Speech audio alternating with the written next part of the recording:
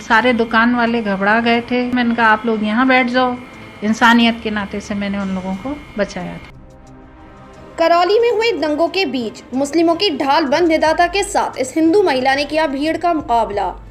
राजस्थान के करौली में हुए सांप्रदायिक हिंसा और तनाव के बाद वहां राजनीति चरम पर है। जैसा कि अक्सर होता है कि सियासी दल अपने फायदे के लिए इस मुद्दे को भुनाने की कोशिश में जुटे हैं, लेकिन करौली में हुए दंगा फसाद और सियासत के इस खेल से हटकर इंसानियत की मिसाल पेश करने का एक ऐसा पहलू सामने आया जिसका जिक्र करना बेहद जरूरी है।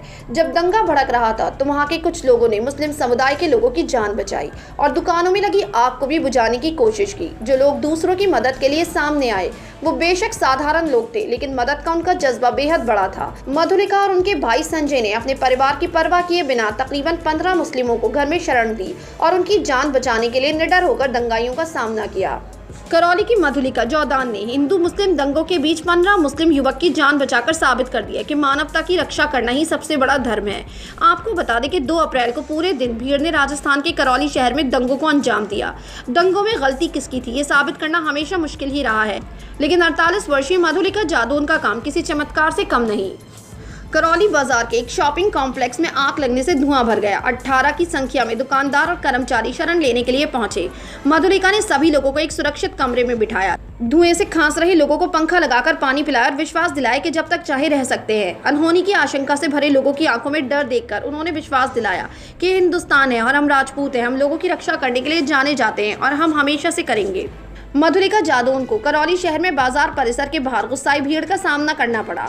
बाजार के बाहर जादौन के परिवार की कई दुकानें हैं। भीड़ में शामिल लोगों ने अंदर परिसर में घुसने की कोशिश की, लेकिन 48 वर्षीय मधुलिका ने सभी को रोका और कहा कि मैं किसी को अंदर नहीं जाने दूंगी। लोगों ने पूछा कि क्या यहाँ कोई छुपा है, तो उन्होंने कहा यहाँ कोई नहीं है। उन्होंने दंगाइयों को फटकारा और चले जाने को कहा। मधुलिका के पास शरण लेने वाले 15 मुस्लिम युवकों के साथ 3 हिंदू भाई भी थे। परिसर में कपड़े जूते की दुकान चलाते हैं और तकरीबन 30 वर्षीय दानिश सड़क पर महिलाओं के कपड़ों की स्टॉल भी लगाते हैं। वहीं दानिश ने मीडिया को बताया कि जब माहौल खराब हुआ तो हम लोग जल्दी से अपना सामान दुकान के अंदर रखकर ऊपर मधुलिका दीदी के यहाँ चले गए और दीदी ने हमको अपने घर के अंदर ले लिया। उस समय हम 15 मुस्लिम लोग और 2-3 हमारे हिंदू भाई भी साथ थे। इसके बाद तुरंत ही मधुलिका दीदी ने मॉल का चैनल गेट बंद करके ताला लगा दिया और हमको कहा कि आप शांत रहो। फिर हमको सेफ महसूस। वहीं परिसर में खानुद्दीन की जूते की दुकान को दंगाइयों ने आग की भेंट चढ़ा दिया। उन्होंने कहा कि मधुलिका मेरी भांजी जैसी लगती है। उन्होंने कहा कि कितना भी शुक्रिया अदा कर लिया जाए कम है। उन्होंने मेरा बच्चा, मेरे भाई का बच्चा और 10-15 लड़के और सभी को उन्होंने सिटी मॉल में रखा था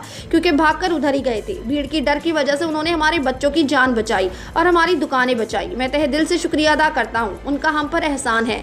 एक तरफ जातिवाद के नाम पर लूटा जा रहा है और दूसरी तरफ उसी धर्म के लोग हमारी जान माल की रक्षा कर रहे हैं। वहीं इस खबर को शेयर करते हुए social media user Mohammad Rafi ने लिखा, मधुलिका सिंह करौली में 15 मुस्लिम लड़कों की जिंदगी और मौत के बीच खड़ी एक महिला।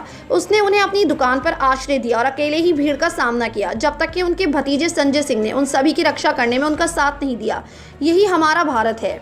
तो वहीं इस पर एक यूजर ने लिखा, सलाम आपकी बहादुरी पर, मानवता पर, मुस्लिमों की जान बचाने के लिए दंगाइयों के सामने निडर होकर खड़ी रही। तो मैं एक यूजर ने लिखा, यही असलियत में भारत की खूबसूरती है।